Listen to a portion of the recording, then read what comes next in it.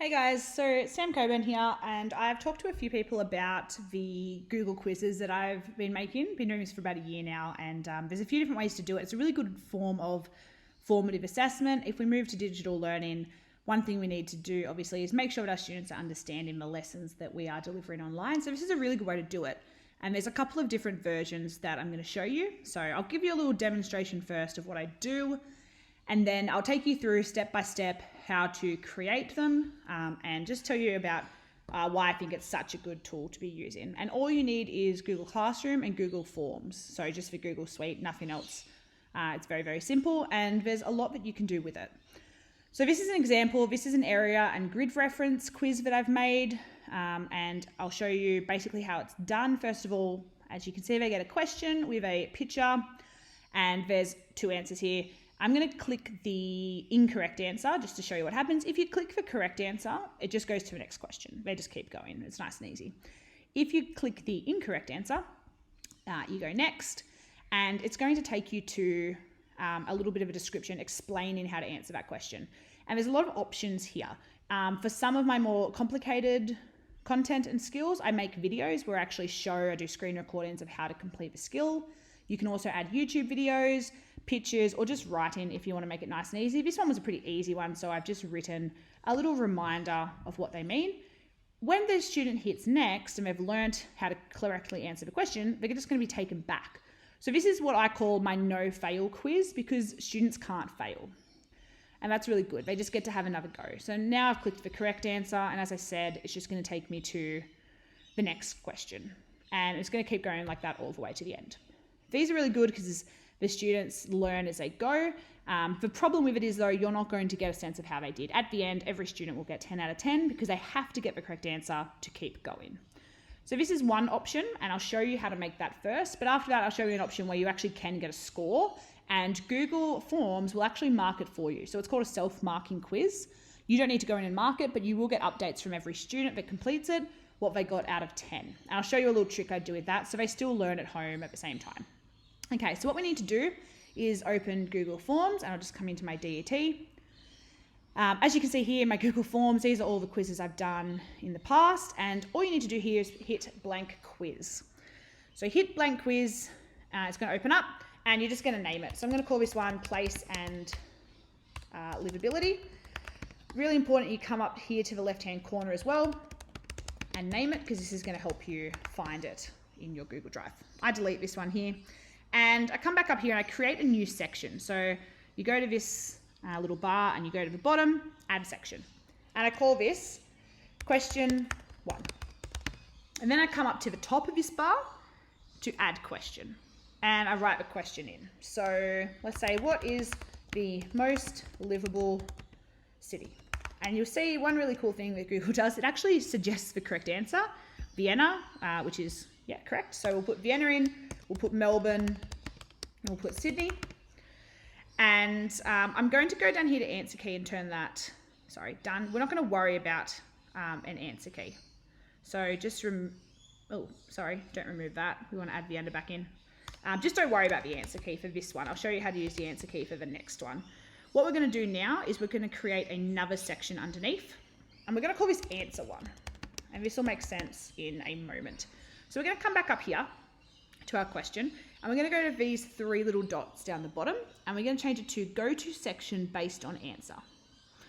And up here, now Vienna, the correct answer, you just keep as continue to next section. They go to the next question, nice and easy. For Melbourne and Sydney, you're going to click down and you're going to choose the one that says answer 1. So come down, answer 1. So if they get the incorrect answer, it's going to take them to this here. Now, once you get to the answer, there's a whole bunch of things you can do. You could simply put in a definition, right in the definition. You could add an image from your folder, from your camera, from your Google Drive. You could just even Google image search. So I can put in a picture of Vienna. Or I could come here, and this is one of my favorite parts here, is to add video. And you can actually just search YouTube. So I could just search in here, most livable city, and search, and it's going to come up with YouTube suggestions. This is where I put in our Geography Explained Online videos.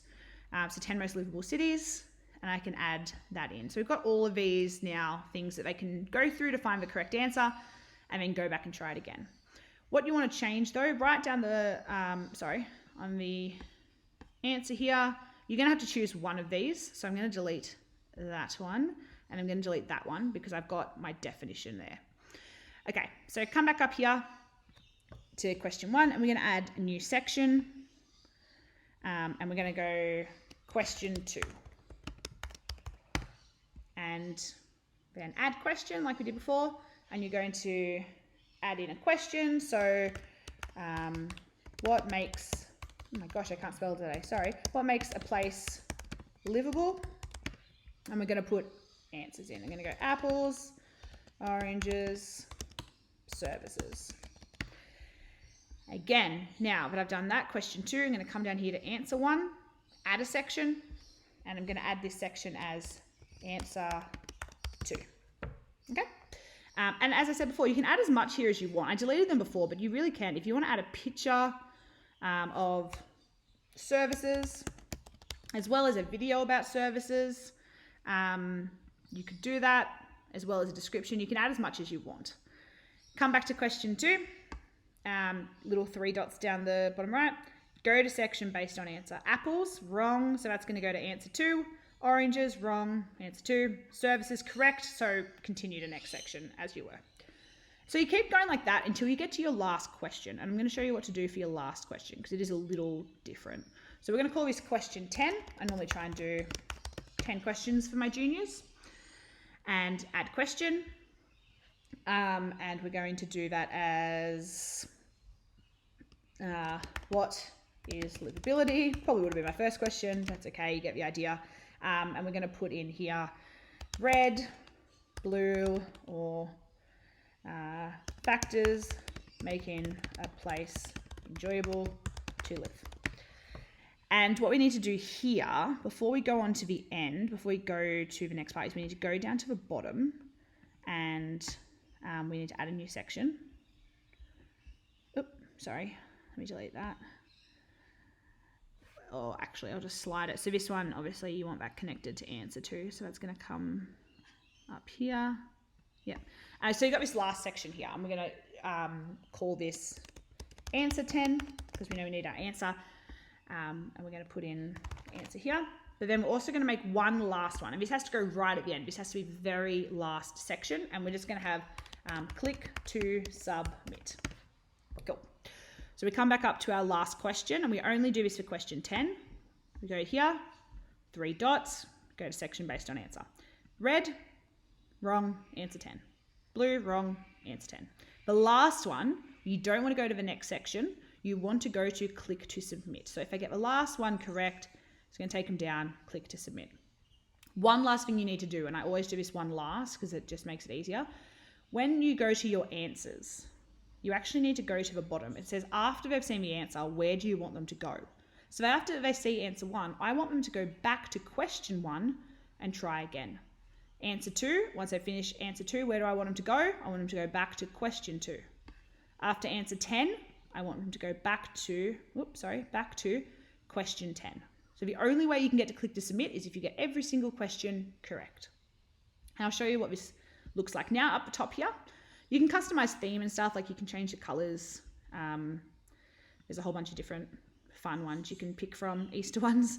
You can come up here to preview and it's going to walk you through it. So this is what it's going to look like. Easter eggs, lovely. Next, if you get the correct answer, Vienna will take you to the next question, but let's say Sydney, it's going to take me to my definition.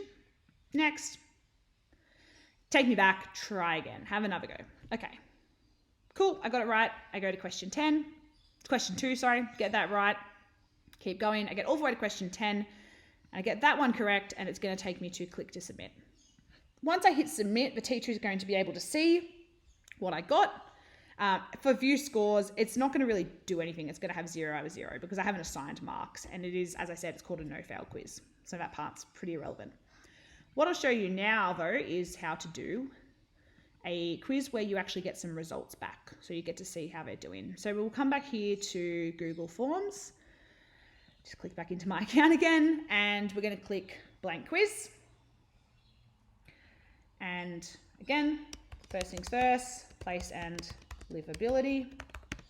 Up here, place and livability.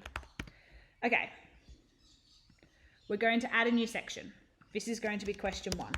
This version is actually a little bit easier to do. So we're going to add the question, what is the most livable city? So exactly the same questions, that hasn't changed.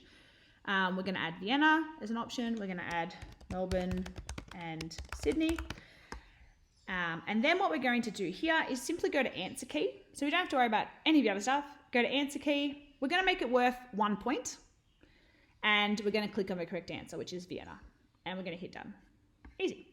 And regardless of what they get, they're simply going to go to the next section. And I like to make this section, now you don't have to do this, but I like to make it answer 1. And I put the answer in. So correct answer is A, Vienna. And I might describe why. If it's a skills video, I actually make a video and show them like, okay, here's a correct answer. This is what you should have done. So if they get it wrong, they see straight away why they got it wrong. And then I just hit, there's no scoring for this one. That's just an answer. I hit next section and I just do the same again. So question 2, I'll show you one more time how to do it. Add question. And we'll say, what makes a place livable? And we'll put in services, apple, red, and we click answer key. Make it worth 1 point. Click the correct answer. Done. Then we put in answer 2. And what we could do here, what makes a place livable, we might add a video. So we're going to go to YouTube, search up livability. You might, have one in mind already, or you can just do a search. Or you can make your own and upload them as unlisted, so they won't come up on YouTube, but your students will be able to see them. 10 most livable cities in the world, we'll add that in. And then, that's all you need to do. And the great thing about this is you're going to get, every student that does it, you're going to get a score out of 10, and it's going to tell you exactly how they went.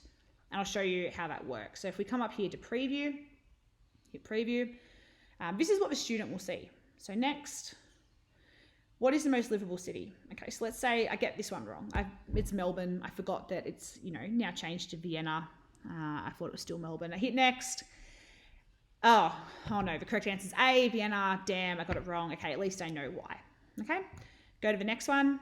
Answer 2, what makes a place livable? Okay, get this one correct, services. Go next. I'm still going to get this video to watch, just to, teach me the answers. I hit submit at the end. And I can actually go in and view my score as well. This is really cool. So I can go in and say, oh, okay, I got 1 out of 2 for starters. That one I got correct.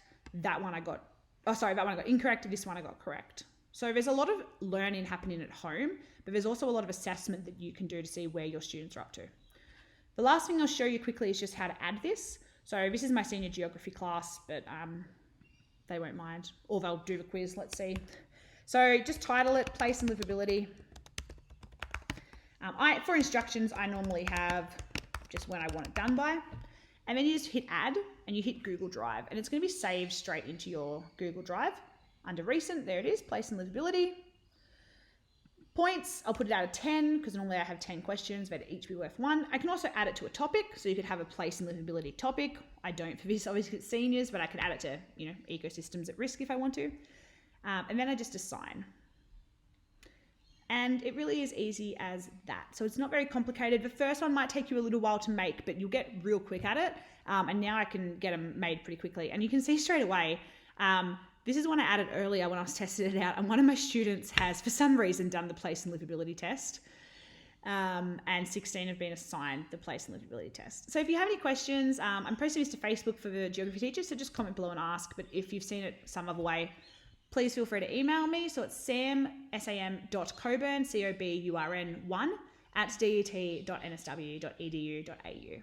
And I hope this helps you guys with your online learning.